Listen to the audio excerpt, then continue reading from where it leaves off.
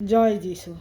যিশু যখন বৈথনিয়ায় কুষ্ঠী সিমনের বাটিতে ছিলেন, তখন একটি স্ত্রীলোক শ্বেতপ্রস্তরের পাত্রে বহুমূল্য সুগন্ধি তৈল লইয়া তাহার নিকটে আসিল, এবং তিনি ভোজনে বসিলে তাহার মস্তকে ঢালিয়া দিল।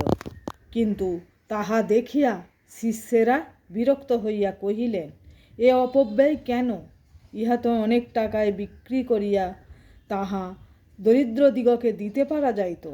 কিন্তু যিশু তাহা বুঝিয়া তাহাদিগকে কহিলেন, স্ত্রীলোকটিকে কেন দুঃখ দিতেছ? এ তো আমার প্রতি সৎকার্য করিল। কেননা দরিদ্রেরা তোমাদের কাছে সর্বদাই আছে, কিন্তু তোমরা আমাকে সর্বদা পাইবে না। বস্তুত আমার দেহের উপরে এই সুগন্ধি তৈল ঢালিয়া দেয়াতে এ আমার সমাধির উপযোগী কর্ম করিল।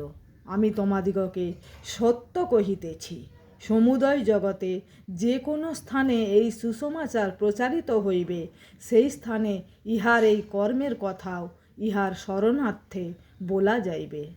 আমেন।